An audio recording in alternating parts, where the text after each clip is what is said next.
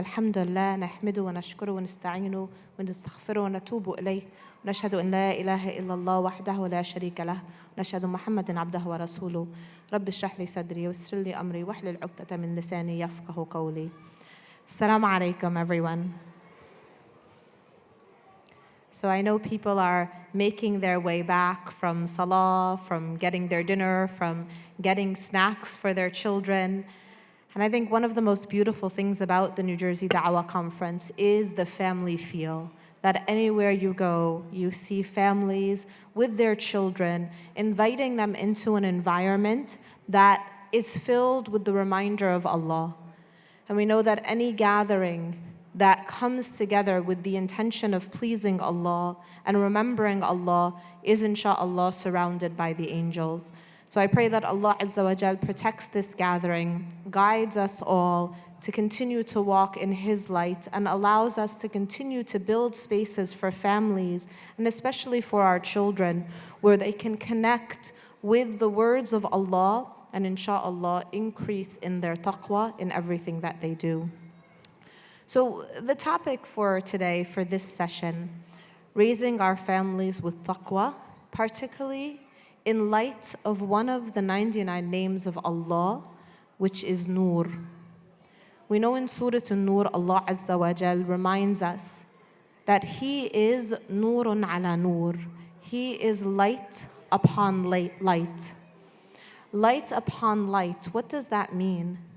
We are given a parable in the Quran, in this surah, to describe the light of Allah. And the parable explains to us the light of Allah as if we were to imagine a niche in the farthest corner of the earth. And in that niche there is a lantern with glass that is crystal clear. And within that glass lantern there is a wick. And the wick is wet with a form of olive oil that is so pure that it is as if it glows without a match even being held to it, without it being lit by a flame. And the light that emanates from this lantern is a light that touches the east and the west. This is the description that Allah Azza wa Jal gives us of His nur. Now imagine if, as we raise our children, we view their hearts and our own hearts like this lantern. Imagine if the wick within that lantern is our love of Allah, our love of the truth. That wick within that lantern is wet with our taqwa.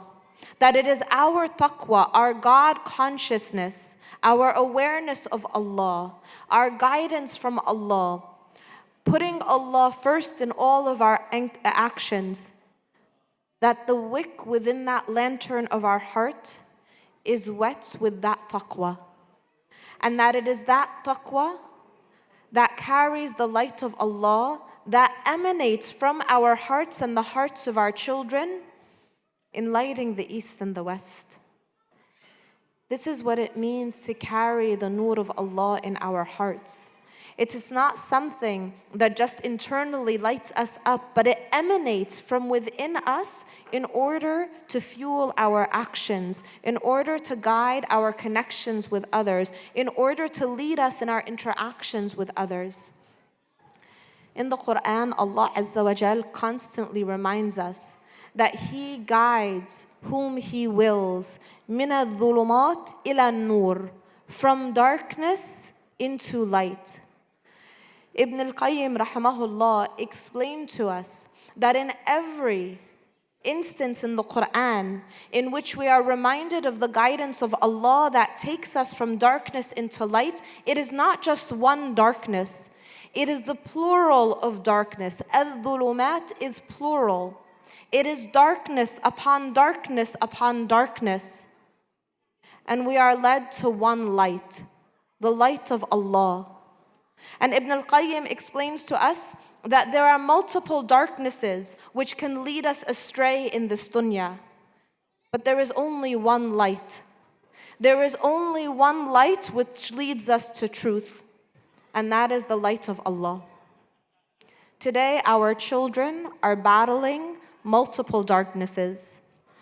Darknesses inside of themselves, mental health struggles, suicide ideation, self-harm, low self-esteem, struggles with the nafs, struggles that are often triggered by external elements, whether it's our devices, our social media, the impact of the world around them, the consumption of the horrors of the world, the witnessing in live time what is happening in Gaza, what is happening in Sudan, feeling powerless in the face of injustice, feeling suffocated by the darkness that surrounds us.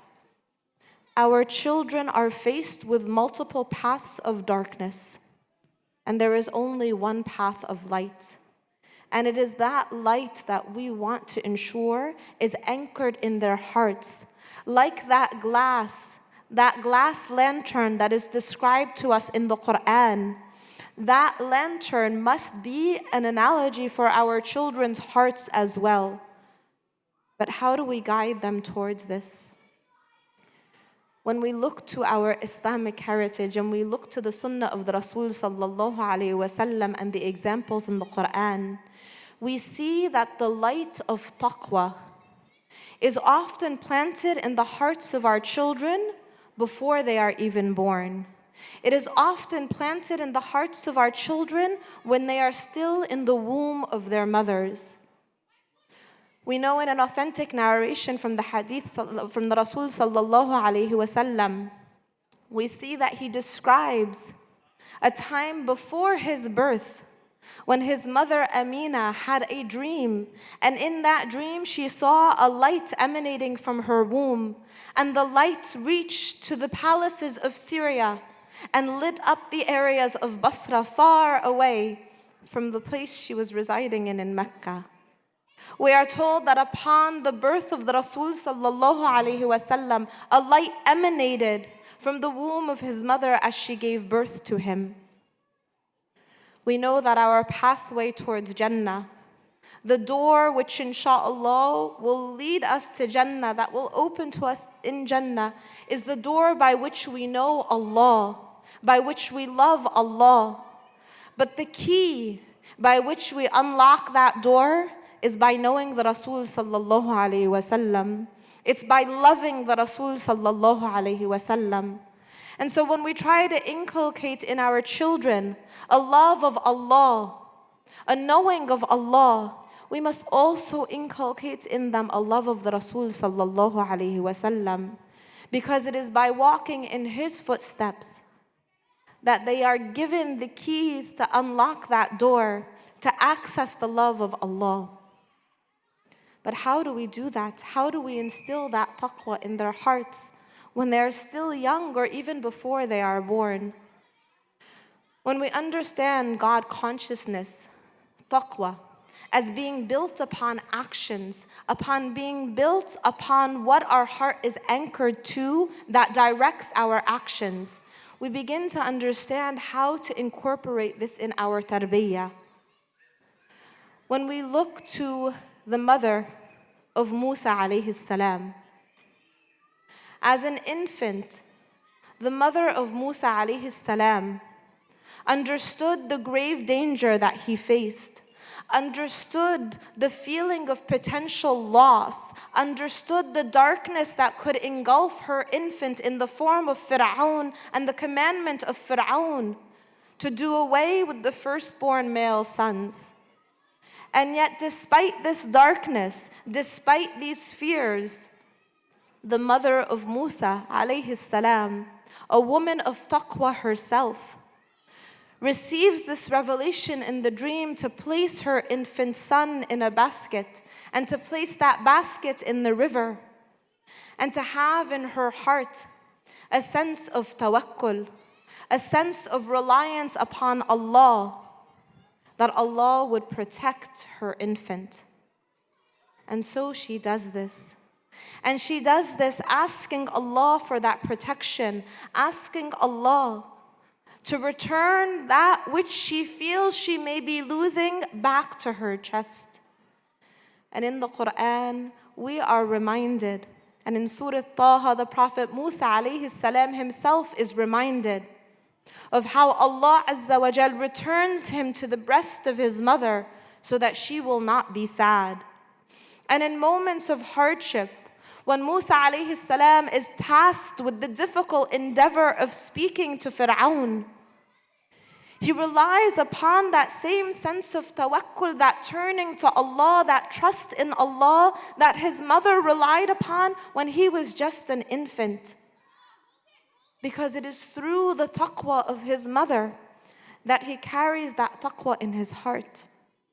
When he is in Madian and not sure what the future will bring, very much like his mother must have felt as she placed her infant in the basket in the river, he makes that beautiful dua asking Allah to grant him that which he is impoverished of.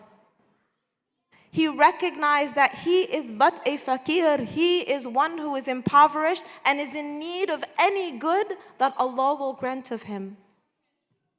This comes from having the strength of a mother in infancy, a strength of taqwa and tawakkul that filters through to the child who grows into a man who leads a nation.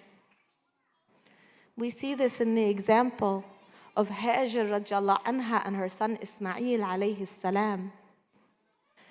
As a mother of an infant carrying her child in her arms, walking behind Ibrahim alayhi salam in the desert, asking him, "Why are you leaving us in the desert?" and not receiving a response. Asking again, "Why are you leaving us in the desert?" Again, not receiving a response. Asking a third time and saying, "Is this a commandment from your Lord?" And when Ibrahim alayhi salam responds in the affirmative and says yes, the response of Hajar, a mother whose infant is in her arms, not knowing what the future may hold, her response is, "Then surely our Lord will protect and provide for us." And today, when we walk in the footsteps of Hajar radiallahu anha between Safa and Marwa, we are replicating that heart that is anchored by taqwa, that is rooted in tawakkul, the heart of a mother that heard her infant cry, but fully was cognizant of the rahmah of Allah, of the light of Allah that would lift the darkness, and went 7 times back and forth between Safa and Marwa, knowing that Allah would provide, but doing her part. Tawakkul with tying the camel. Tawakkul with an active form of sabr in which an action is tied to the dua. Now years later, when Ismail alayhi salam is approached by his father, Ibrahim alayhi salam, and Ibrahim alayhi salam has a long face and a heavy heart, and he comes to his son Ismail in his teenage years and says to him, "It has been revealed to me that I must sacrifice you, my beloved son." The answer of Ismail alayhi salam echoes the words of his mother when he was an infant. And he responds and said, "If this is a commandment from your Lord, then surely our Lord will protect and provide for us." This is what it means to be a parent that is rooted in taqwa. This is what it means to pass on the traits of taqwa to our children. We see this in the example of Maryam alayha salam, who in Surah Ali Imran, we see that her mother, the wife of Imran, in carrying her child in her womb, dedicates what is in her womb to the service of Allah. Before the child is born, she sets her intention that is rooted in taqwa, God consciousness, rooted in an understanding that our purpose here on earth is but to worship Allah. And we see that when the mother of Maryam alayha salam gives birth, she calls out to Allah in that moment and says, "I have given birth to the female, and the female is not like the male." She recognizes the hardship that her child may face despite beginning the path, the journey, while the child is in the womb, dedicating what is in her womb to the service of Allah, and recognizing that the social context within which she lives, the time in which she lives, the female is not treated like the male. The female is not often dedicated to the service of Allah. The female is not taught the monotheistic faith. But what is so beautiful, when we set our intention to please Allah, when taqwa is the driver in our interactions, Allah accepts Maryam unto His service. Allah accepts the dua of the mother for the child in her womb. And we see Maryam alayha salam becoming a woman of unshakable faith, a woman who recognizes the hikmah of Allah, that when she has the fruits of summer in winter and the fruits of winter in summer, and her uncle Zakaria, a prophet himself, asks her, where is this from? She says, هذا من عند الله. That Allah will say, kun fayakun, be and it will be. And when she is tested in that moment with a message from Jibreel alayhi salam, telling her that she will bear a child, and her first response is, how can this be? I am chaste and have never been touched by a man. Jibreel alayhi salam reminds her of that which she would say years before, that Allah decrees it, and that when He decrees something, He can say, kun fayakun, be and it will be.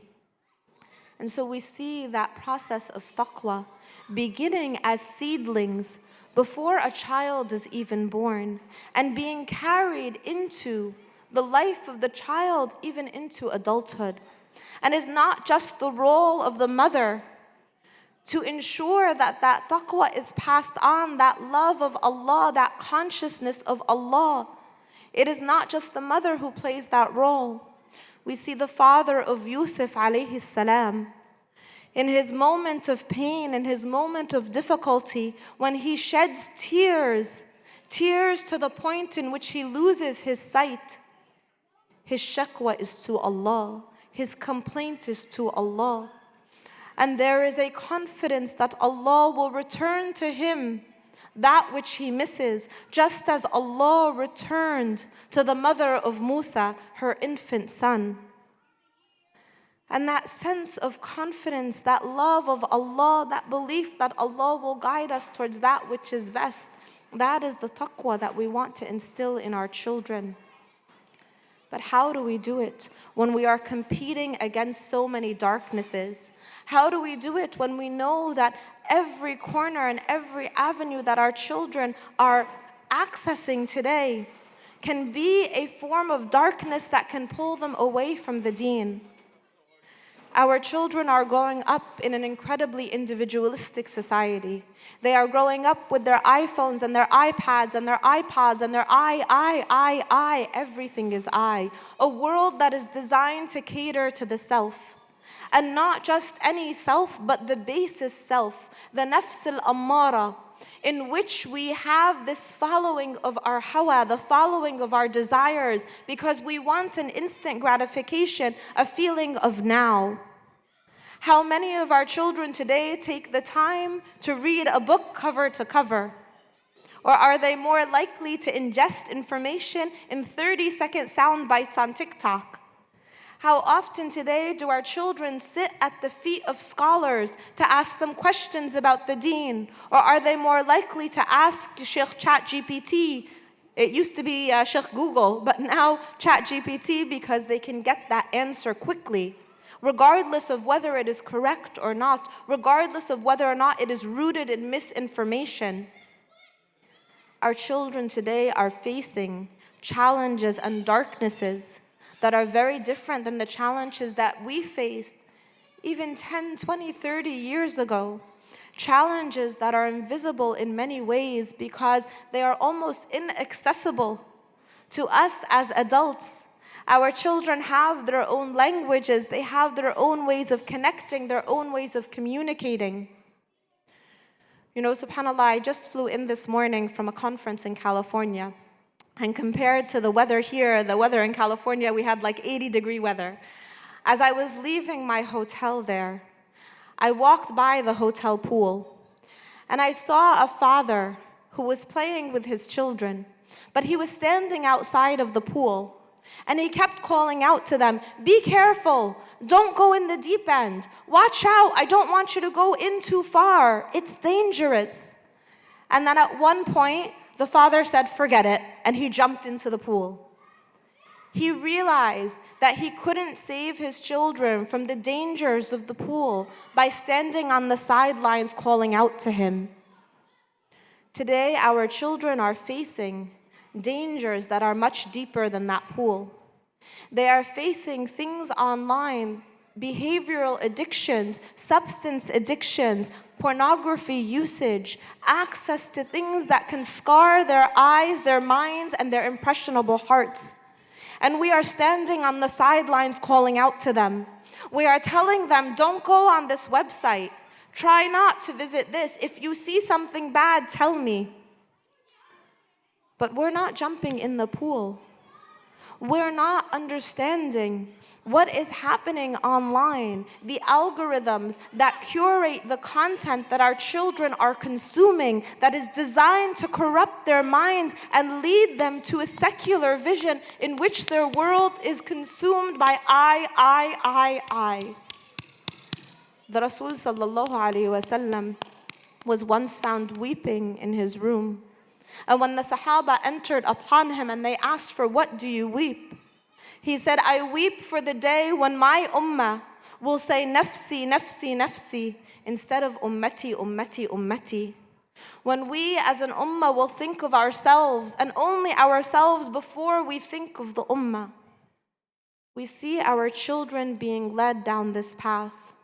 We see our children being led down a path where they're told that what they feel is what must be right.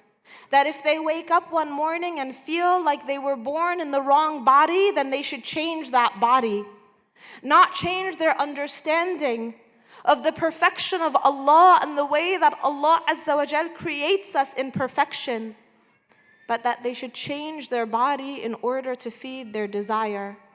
Our children are taught that if they wake up one morning and feel an attraction to the same gender, that they should act upon this attraction. That love is love and that this is something that is encouraged, rather than being guided towards an understanding of the love of Allah and the love of the Rasul sallallahu alayhi wasallam. That a love of Allah trumps the love of the nafs. That the love of the nafs, it will never lead us to happiness. It will never lead us to contentment. That to reach the nafs al-mutma'inna, the contented self, which Allah Azza wa Jal reminds us in Surah Al-Fajr, He will call out to that contented self and invite that self into Jannah. Why? Because he will be content with the nafs that is content with his hikmah. Our children are no longer taught from social media, from their friends, from the environment around them, from popular culture, from movies. They are no longer taught to strive to reach that nafs al-mutma'inna. They are taught to seek instant gratification in its most basest forms. They are taught to seek 30-second sound bites that they feel gives them enough information for them to be able to make decisions that scholars would hesitate to make without studying for years and understanding the implications of those decisions. And where are we as parents? Where are we as the lamps that are meant to light the way for them? So often we are so busy teaching our children rote memorization, pushing them in rituals rather than in guiding them through understanding. How many times have we told our children, "You don't look like you made wudu. Your elbows are not wet. How could you have made wudu so quickly?" How many times have we told our children, "Go pray. You haven't prayed. I'm going to take away your Fortnite. I'm going to take away your Roblox. I'm going to take away your Minecraft. Go pray." We are teaching our children to fear us rather than to love Allah. We are teaching our children to do what we think is right, but only in so much that they don't get caught doing wrong, because they fear the consequences of their parents more than seeking the pleasure of Allah. Why? Because we are not planting in their hearts the light of Allah. We are guiding them from a place of fear rather than a place of love. We are guiding them to not want punishment rather than to seek Jannah. I remember there was a child who had spoken to me about struggling with Islam. She was a teenager and she had experienced a great deal of difficulty in her life that had led to self-harm and to suicide ideation and to eating disorders and many other difficulties. And as we sat and spoke about what had led her down this path, she began to share her traumas, situations of sexual abuse as a child, situations of verbal and physical abuse in her own home, situations of difficulty, bullying, strife that she had faced. And on top of that, she shared her disillusion with the deen. And she recalled a time when she was younger and in her Islamic Sunday school. The teacher in the classroom, well-meaning and well-intended, would tell the children when they misbehaved that they had to walk on a line. And she told them that this line was the sirat, and that if they slipped off the line, then they would fall into Jahannam. And that if they acted in a bad way, that's where they would head. They would slip off of the line. And she grew up with this fear of Islam, this feeling that despite all of the struggles she had been through, this was a punishment that she deserved from a God who was harsh. She never developed that love of Allah.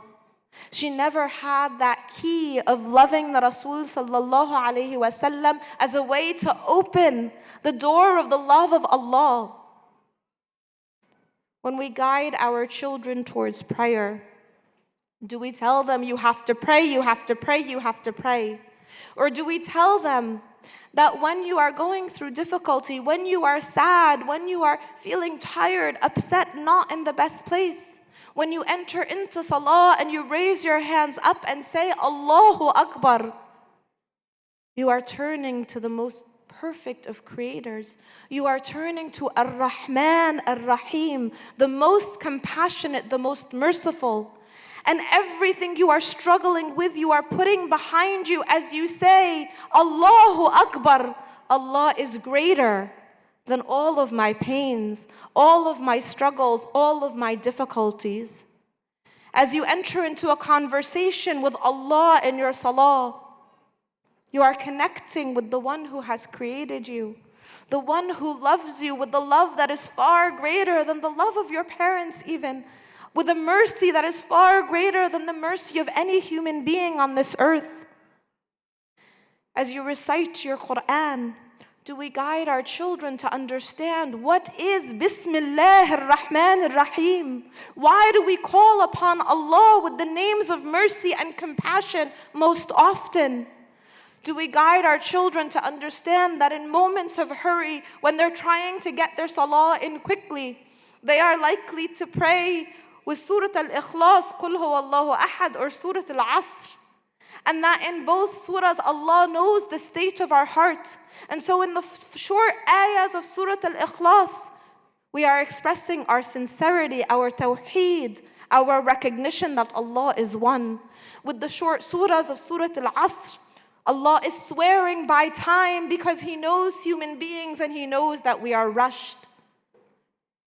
Do we hug our children at night and say, Alhamdulillah, Allah has blessed me with you? Do we wake our children up with a kiss on their cheek and connect them with that love of Allah and understanding that the love we have in our heart for them is a reflection of the blessing that Allah has given us in allowing them to be our amana? This is how we cultivate taqwa in the hearts of our children. This is how we allow the light of Allah to guide them.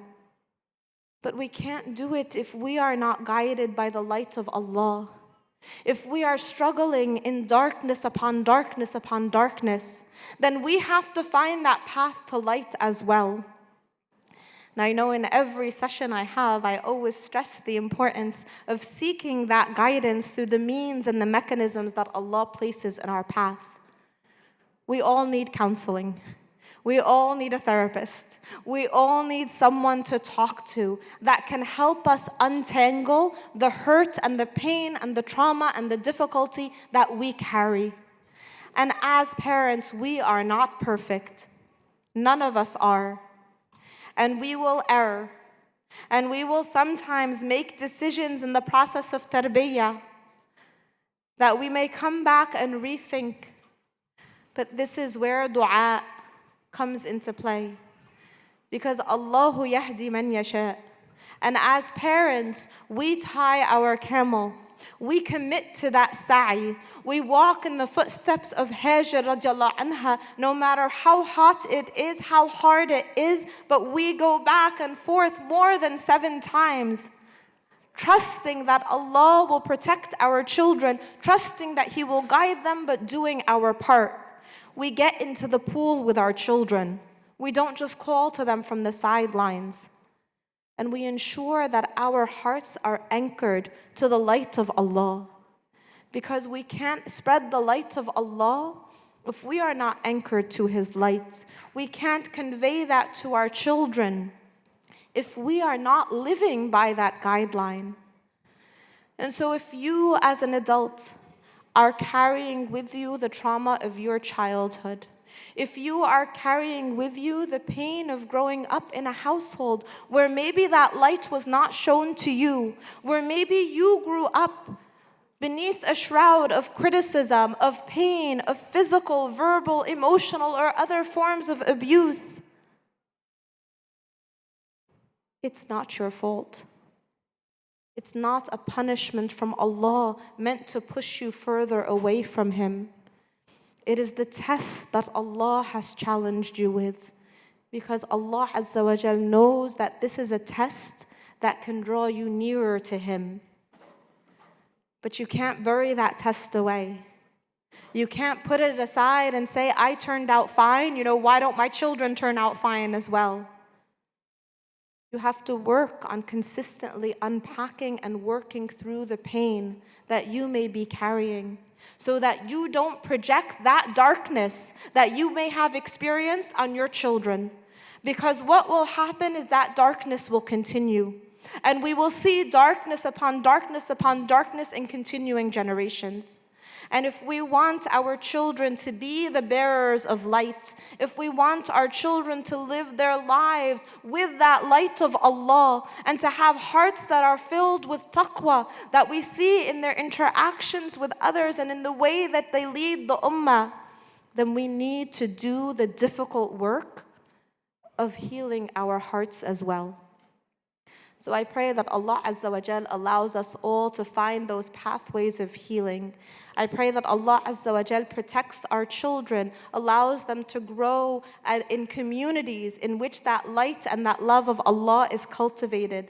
I pray that Allah Azza wa Jal allows our children to be the generations of Ummat Muhammad who will continue to lead with the footsteps of the Rasul sallallahu alayhi wa sallam and truly living in the light of Allah. جزاكم الله خير.